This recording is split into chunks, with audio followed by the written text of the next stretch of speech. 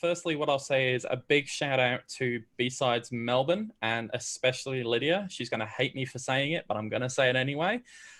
Lydia brought the two groups of us together to show the Casada guys off because unfortunately they were supposed to present at B-Sides Melbourne. And we were really happy to have them come along here and show off some pretty awesome work from what I hear. So mountains of applause for everything that the B-Sides Melbourne team has done. And also thank you very much to Nick and Sam who've come along today. I think Sam's in the US, so I don't know what time it is with him, but we will start getting started. Sam is the CEO and founder of Casada, which is an Australian cybersecurity company. Its industry-leading platform Polyform stops malicious automation attacking websites and web applications. And Nick is the field CTO at Casada. And as a Melbourneian native, I won't hold that against you. Nick can most often be spotted in the streets of Cremorne, you'll have to tell me if that's right or not, or hanging around at startup and security events. And his role as field CTO ensures that the Casada team are solving the right problems for their global customer base. I love it. All right, guys, if you want to come off mute and start your video, we are more than happy to hand over to you. Hey guys, how are you? Fantastic, mate. How are you guys going? Very well, very well. Let's just get our Prezzo title screen up. Yep. How are you doing, Sam? Is it nice and late with you, or is it somewhat early? No, it's fine. It's 9 p.m. Still going strong on a Friday afternoon. Oh, that's awesome. Not depending a whole lot at the moment, but yeah. All right. Well, take it away, guys. All right. Awesome. Thanks, Ian. Rightio. So I guess just an introduction to the talk today. We wanted to talk to you not about who Casada is or what we do, but more what we've learned. We've been on a journey for 4-5 years in building a defensive web security tool. And the origins of that were, I guess, experience where we kind of understood the traditional ways that you protect web apps are really cumbersome. I don't know how many in the audience have had to deal with web application firewalls or DDoS tools in the past, but they're really hard. And many of them are sort of built based on sort of yesteryear frameworks. So, you know, across the board, you know, the team at Casada now, mostly still based in Sydney, although we have a presence in the US. We've got about 50 people who are dedicated to building a tool set that can protect our customers. And that's what today's talk is about. It's about the evolution of our defensive capability. You know, it's all the learnings from being in the trenches against really sophisticated adversaries. It's about, you know, it's the learnings from all the scars that we've got and the wounds that we've licked. And it's kind of a pointer, I guess, in terms of the direction of where we're thinking about the future of defending against, you know, really sophisticated adversaries from an automated attack perspective. Awesome, thank you. Now, to be yet another person to quote Sun Tzu, all warfare is based on deception, right? And as Nick said, this is really the core of what we're trying to talk about here, because it's one of the most effective tools that the people that we're up against, you know, have at their disposal, right? And at the end of the day, it is people we're up against, whether they're using some sort of bot or tool, right? It's a means to an end, and we need to remember that. Now, you know, our adversaries use deception all the time when they attack us, right? From using legitimate customers' IPs or compromised machines to mask their identities, to pretending to be completely different tools than, you know, they actually are when they're using them. It's really all about putting us on the back foot as defenders and forcing us to play catch up in, you know, a game that we're always losing. And unfortunately, we're really restricted from the defense perspective as to the level of deception that we can employ, right? We have bounds that we need to operate in, and we need to be very careful that we don't cause collateral damage if we start to, you know, move too far down that route. The next one, Nick. So there's a bunch of rules that sort of govern the games that we play in, and every day we're in the trenches fighting against attacks on behalf of our customers. And so just to run through some of the rules for you guys to think about, you know, the battles that we play, they are, you know, they rely on strategy and endurance and intelligence. You know, in many cases, we're fighting against the same adversary day in, day out for months on end. So, you know, we need to be thinking about this as a case of, well, there's evasion from the adversary side and there's detection from our side. And both parties invest equal effort in terms of improving their capability in this side of the game. You know, it is thanks Dave Hall for the naming convention. Internally, this is the way we think about it, but more conventionally, we call it a game of cat and mouse. And I think everyone would be familiar with that sort of an idea of from a security perspective of never really being able to truly win the game. You know, but from our perspective, and the core bit from a bot perspective, is that there are no bots. We don't fight against scripts. We fight against the humans that write them. And those humans, you know, they're highly motivated in many cases to continue this game and to continue to get access to whatever asset it is that sits behind Casada. And it does become a game of last man standing, or last person standing rather. In which case, you know, we have a tremendous advantage over the vast majority, if not all, the adversaries that we come up against. The game's played in public.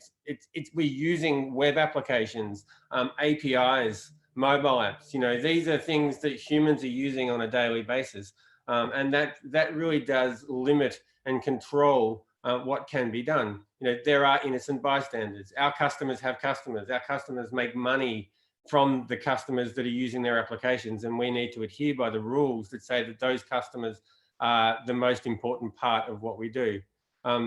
We generate and collect data. You know, the analysis of that data is our greatest asset. It allows us to learn, it allows us to grow, and it allows us to develop the product from where it was 2 or 3 years ago when we first went live to where it will be in 2 or 3 years' time, you know, when we're you know, well and truly advanced on the plane that we're going through. We, from a Casada perspective, you know, the only limitations we have are agility, ability, and creativity. Yeah, but if you think about it from the attacker's side, their strategy is to blend into the crowd. They have to present exactly the same as the humans that are interacting with the applications. You know, and finally, in doing that, they have to respond to every challenge that we give them. Failing to respond to a challenge isn't an option in this game that we play. So if we think about who our adversaries are, you know, in many cases they're, you know, traditional bad people, fraudsters, you know, criminal gangs that are after payment-related challenges or credential abuse or DDoS even. But in many cases, they're legitimate businesses. So, you know, it's an aggregator that's looking to get access to a banking balance, or an aggregator that's looking to get into a loyalty rewards program. It's a competitor trying to analyze and assess and abuse their competition by gaining access to information. Or startups, you know, prop tech startups that are interested in taking all the data from REA's website and building it into their own product at $0. Or in many cases, it can even be corporates, market analysts, investment firms that are looking to leverage alternate data that's free to complement and extend the data that they have to help them understand what's happening in a marketplace. We're going to spend the next 2 slides just looking at a couple of tools that we've seen in the marketplace. And shout out to the guys at Recorded Future for a huge amount of work they did on understanding what Lincoln Sphere is and how it can be used. For a bit of background, it's basically a customized version of Chromium built by a team of people in Russia. And it takes evasion to a whole different level. So the idea with Lincoln Sphere is that you can basically pre-populate thousands of browser fingerprints into a tool and then automate the use of those to engage in an application. And if you think about the evolution of, how bad people have played cat and mouse in the past, it started with, IP blocking or rate limiting or geo blocking, as a defensive tool set that was then very easily evaded through the evolution of residential proxy networks. At Casada, we did a research project last year where we harvested 50,000 Australian IP addresses from one single residential proxy network. So think about that in terms of its ability to run rings around a standard or traditional defense. You then move to, header anomaly. So looking at user agents or any sort of the request header to look for patterns there. And again, from an attacking perspective, very easy to randomize and spoof that data. Then, a lot of the really early bot detection platforms use technology like browser fingerprinting to get an understanding of what sits behind the network layer of a request. And again, the attacker is innovated to understanding how to replay against those browser fingerprint processes or write scripts that evaded the detection of that model. Again, more recently, what we've seen come to market with a lot of the traditional bot detection platforms are anti-replay, behavioral data, browser baselining, where they're really taking sophisticated data and bringing it back to allow us to understand what happens what's happening in the client. And this is where, Lincoln Sphere really takes that to the next level. So you think about the fact that, you can pre-populate 50 different user agents. And with that user agent, you get the full legit browser fingerprint with it that you can then rotate through. That's going to sail through browser baselining. It's going to sail through behavioral anomaly because you can pre-record human activity into the tool set. And so, it leads to the fundamental philosophy of the Casada detection model is to actually look at the toolkit itself. And I guess the clue here is that what this actually is a customized version of Chromium. So it's the detection of the customization that is the undoing of this solution. We're not looking at the data that it's sending to us. We're looking at the environment that is sending that data. So I'll hand over to Sam to do another. Awesome. Thanks, Nick. Toolkit. Now, another awesome toolkit that we've come across is this framework for Puppeteer. So for those of you who don't know, Puppeteer is an awesome framework for actually automating Chromium. And, it was meant to be used to run automated tests in, legitimate corporate environments. But, as with any automation toolkit, someone figures out how to use it for things that it wasn't intended for. Now, automation at the end of the day comes down to economics, right? It's all about how can we take a process that is typically not economical when a human does it and make it very, very viable. And this product, or I guess set of features, does that exactly, because first of all, it's free. So from a free GitHub repository.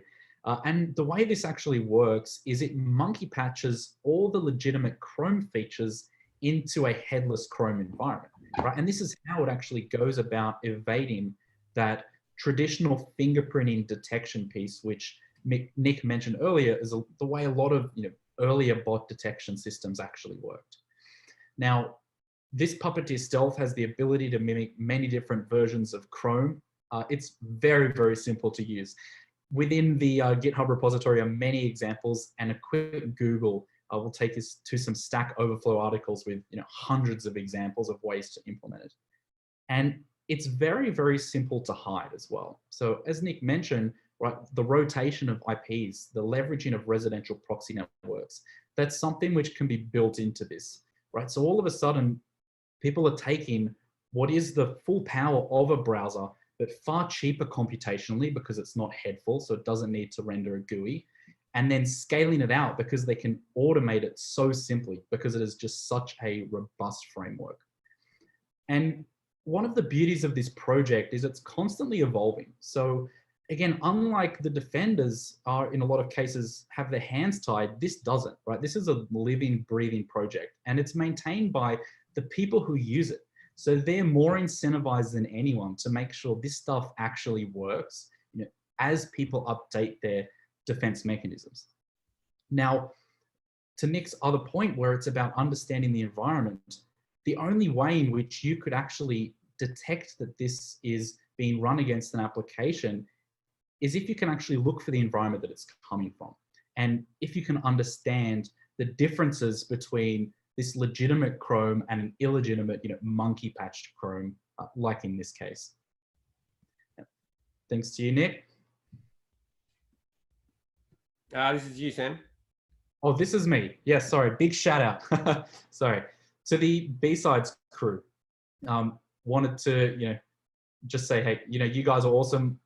We're very sad that unfortunately we had to, you know, cancel the conference and weren't able to present, but we wanted to thank you for the opportunity, and we're looking forward to presenting at B-Sides once the world goes back to normal.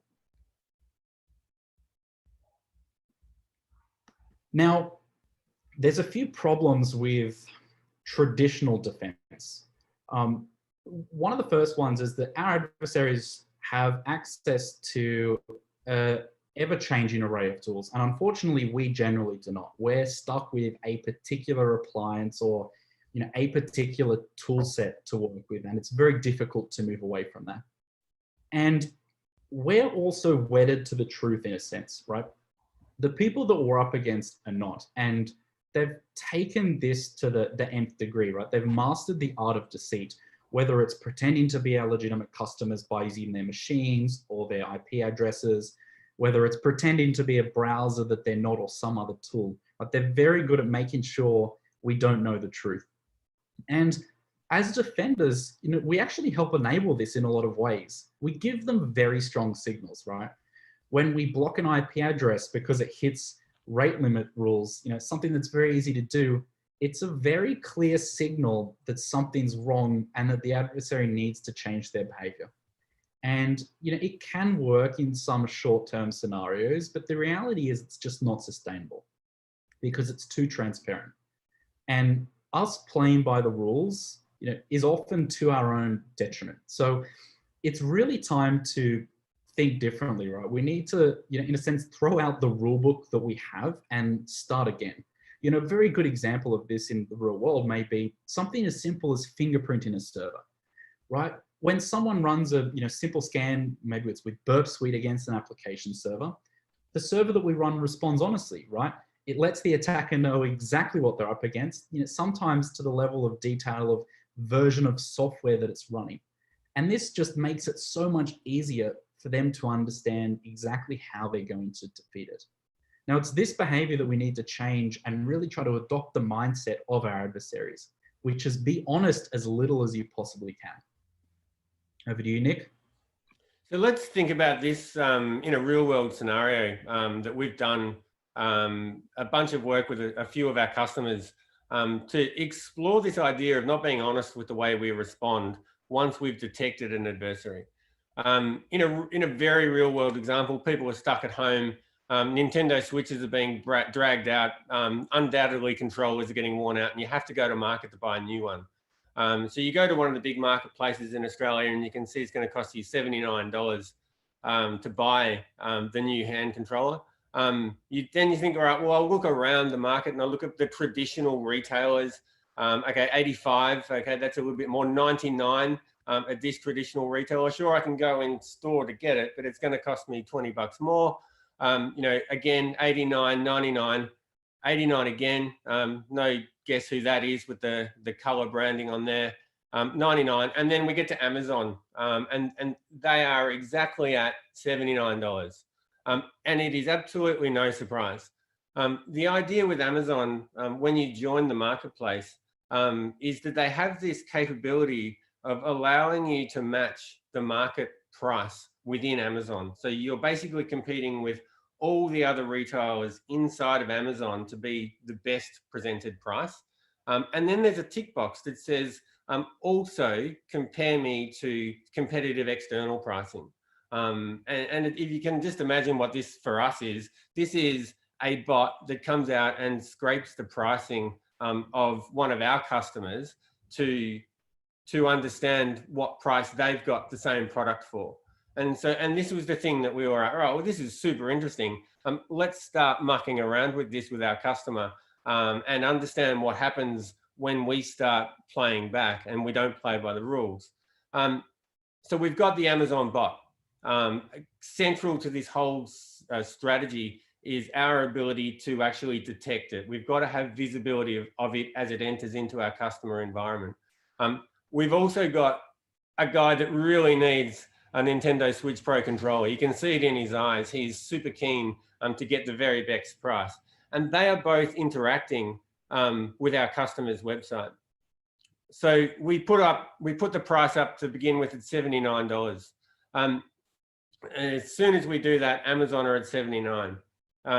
Let's just go back one more here. So we start at 71. Amazon will immediately, within our research is within 1 to 4 hours, Amazon will detect that we've reduced the price to $71.19 and then automatically change the pricing on their customers or their resellers price. So we then reset back to 79, which was the standard price that we had. Now what we're doing, if we went through that exercise with hundreds of products over several weeks.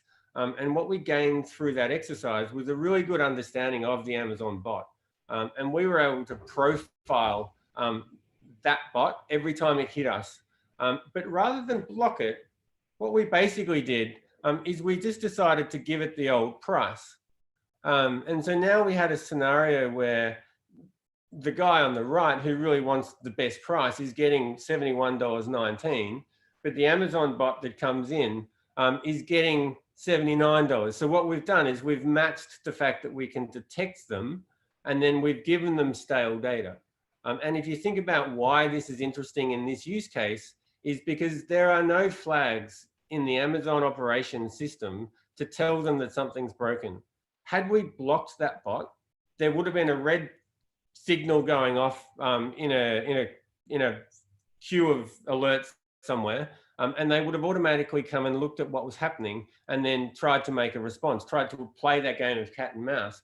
But we've robbed them of that opportunity to do that by presenting them with something that they expect. The response to their request looked identical to every other one that they've sent in the past, except that they're not getting the live price. And that's the core of the value proposition that we're bringing to that particular customer. And if you think about it in coronavirus world, everyone is now entirely based on online. There is no retail bricks and mortar business anymore. So the competition for the best price or price position is hot. And these automated pricing tools and the sophistication of the platforms like Amazon and Catch and Kogan is a significant competitive differentiator. And so we come back to our architectural design of Casada version 1.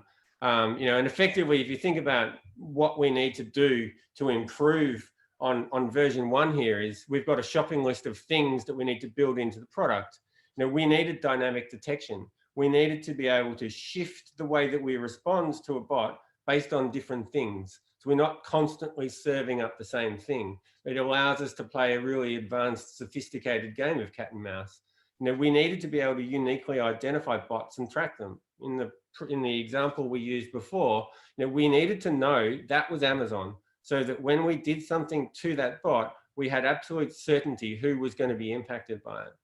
We needed to do stuff with data. Like, the whole concept of bot detection is about bringing back intelligence from a client environment and then using that data to enhance your ability to make detections.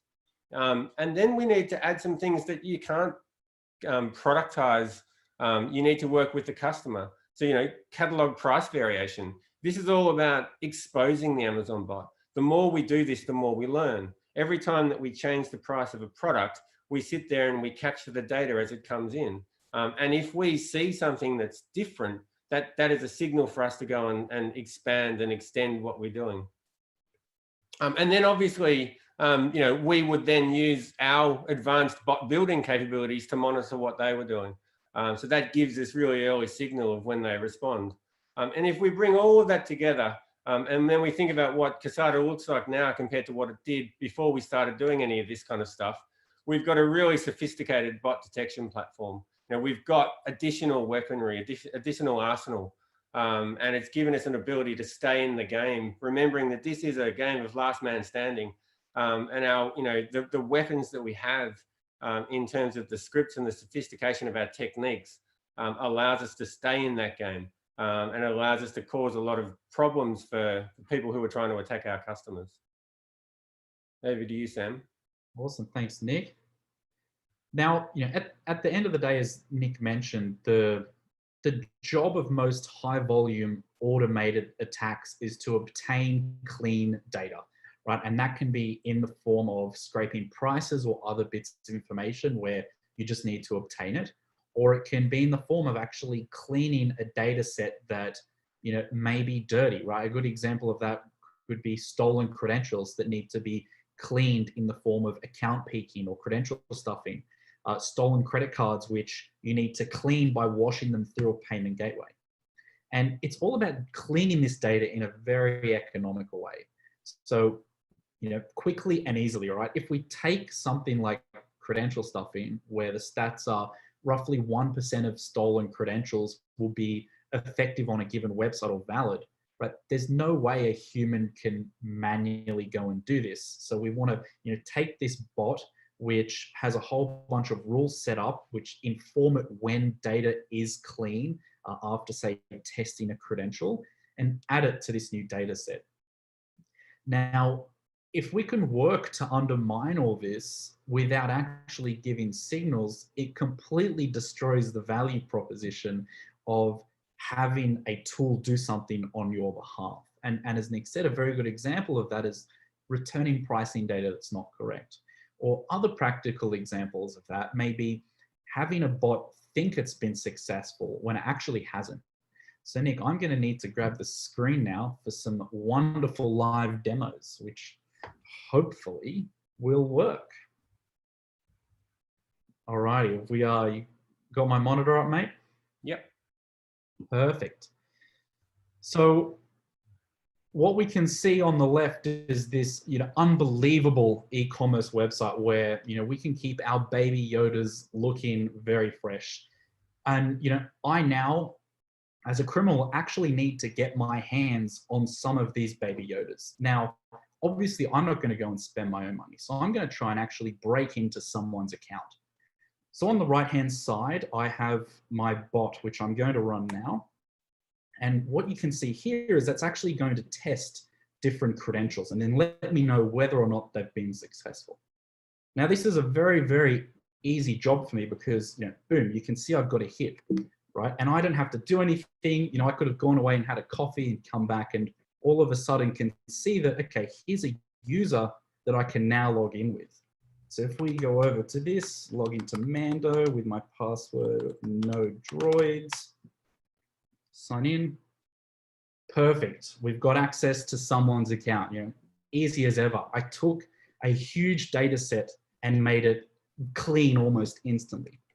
Now, if we take the mentality of, you know, not telling the truth as defenders and try to implement something which in this case is going to lie to the bot, the equation becomes very different. So in this particular case, now when I run my bot, what's actually happening is the server has first of all identified that it's not a human attempting to log in, even though I'm, you know, using my UA rotation, doing all the stuff that I'm meant to do, but it's telling me that I was successful. It's actually sending me a completely valid response, informing me that, hey, my login attempt has worked. So now this attempt to clean all of this dirty data is completely futile.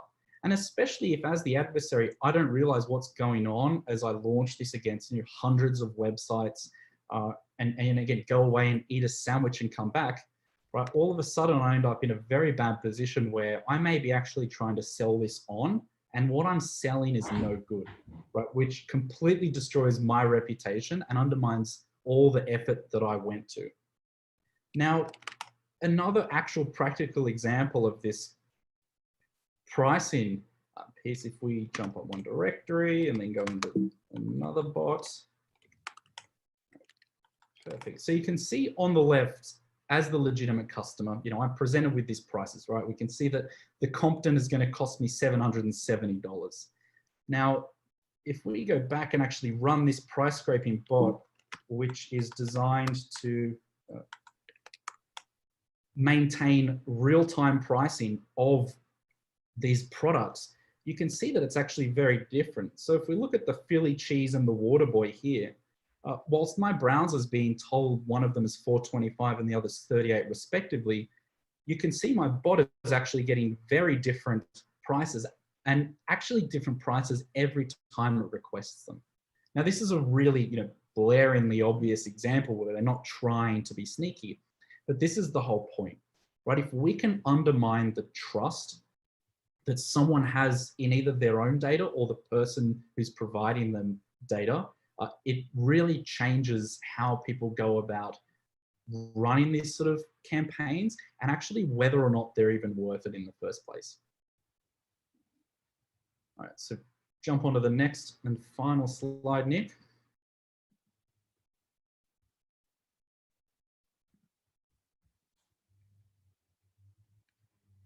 Wonderful.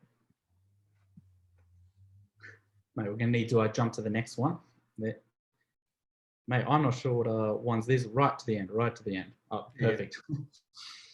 You know, as we've said throughout this, right, defense is just too honest. We enable all of our adversaries and enemies to maximize their efficiency because we're just so easy to attack, right? It's so hard for us to employ these different philosophies around not being so honest in a lot of environments. But it's really something that we need to think about because it actually enables us to be really on the front foot. And counter deception is just an unbelievable way to do this, right? And that can come in many forms, but at the end of the day, it just helps you disguise your actions, right? If someone's looking for a successful or a failed login and you tell them that it was the opposite, it completely disguises what's going on. If you route someone to a different application because you understand what they're doing, but don't let them know, all of a sudden their attack, you know, is not really working. Now, it also actually enables sustainable defense. And the reason is it doesn't force someone to change their behavior, right? If people aren't used to us lying to them and we start doing it, they have no reason to actually investigate and see. So it actually buys us enormous amounts of time in what is at the end of the day, a cat and mouse game. And it really creates uncertainty and doubt, right? When adversaries cannot trust their data, right? Where do they go? But if someone can't trust that the pricing data that they're getting is right, that's very problematic for them. And what it does is it undermines exactly what our adversaries are trying to achieve. And as I said, it puts us on the front foot. Back to you, Nick. So that's it. That's the end of the presentation, guys. I hope it was interesting, educational. I'll be hanging around on Slack for as long as I can not get in trouble at home.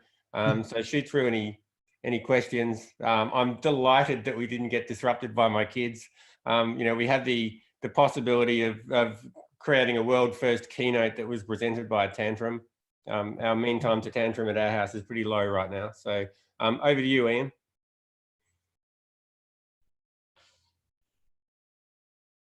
You're on mute still, Ian. I'm doing this every single time. I'm gonna have to. You back. Yeah. You back. Thank you very much. Thank you, Nick and Sam. That was some really awesome work that you guys have been doing and some really interesting ways that you've been applying it and how it sort of feeds into everything we do in day-to-day life, I guess. And I know that deception is kind of becoming a new thing that everyone is trying to do. And it's really good to see some of the work that you've been doing. And there's a lot of applause in the Slack channel I can see right now. And I think there's some questions as well. So it would be fantastic for answering some of those questions. So thank you very much again, guys.